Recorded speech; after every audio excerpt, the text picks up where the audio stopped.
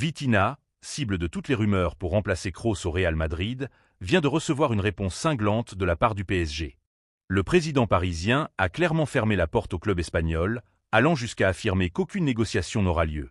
Une décision brutale qui secoue le monde du football, et surtout les rumeurs qui se multiplient depuis des semaines.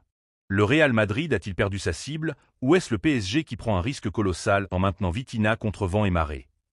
Restez connectés, l'histoire ne fait que commencer. Le PSG a envoyé un message d'une rare brutalité au Real Madrid en fermant totalement la porte à toute discussion pour Vitinha. Alors que les rumeurs le présentaient déjà comme le successeur naturel de Toni Kroos au milieu madrilène, la direction parisienne a coupé court à toutes les spéculations avec une déclaration claire. Aucune négociation n'aura lieu avec Florentino Pérez. Ce refus marque un tournant symbolique pour le club parisien, longtemps accusé de plier face aux géants européens dès qu'une grosse offre arrivait. Cette fois, le PSG affirme son autorité et montre qu'il ne veut plus être un simple club vendeur, mais une véritable puissance capable de retenir ses stars.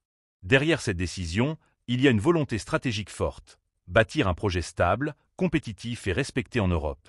En bloquant le Real Madrid, le PSG envoie aussi un message à ses joueurs et à ses supporters. Le club n'a plus l'intention de se faire dépouiller de ses piliers à chaque mercato. Vitinha n'est pas qu'un simple joueur, il est devenu un symbole du nouveau PSG, celui qui veut gagner avec ses talents et non les voir briller ailleurs. Ce bras de fer avec le Real montre que Paris est prêt à s'imposer, même face au club le plus titré du monde. Vitinha n'est pas un joueur ordinaire dans l'effectif du PSG, il est devenu le véritable cerveau du milieu de terrain parisien. Par sa vision du jeu, sa capacité à dicter le tempo et à casser les lignes par ses passes, il incarne parfaitement la philosophie voulue par Luis Enrique. Sans lui, le PSG perdrait une pièce maîtresse de son équilibre, un joueur capable de faire le lien entre la défense et l'attaque avec une intelligence rare.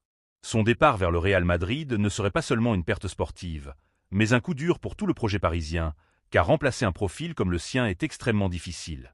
Vitinha est aussi un joueur qui progresse constamment, et son potentiel laisse penser qu'il peut devenir l'un des meilleurs milieux d'Europe dans les prochaines années. Le PSG le sait, et c'est pour cela que le club refuse catégoriquement de le laisser partir, même face à la pression d'un géant comme le Real.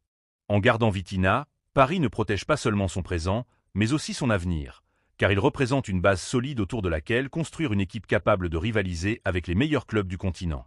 C'est une décision qui montre que le PSG veut miser sur la continuité, la stabilité et la montée en puissance de ses talents, plutôt que de céder à la tentation de grosses offres. Pour le Real Madrid, le refus catégorique du PSG pour Vitinha sonne comme un sérieux revers dans sa stratégie de reconstruction du milieu de terrain. Avec le départ de Toni Kroos et le vieillissement progressif de ses cadres, le club madrilène cherche désespérément un nouveau maître à jouer capable d'incarner l'avenir. Vitinha représentait ce profil idéal, jeune, technique, intelligent et déjà habitué au très haut niveau.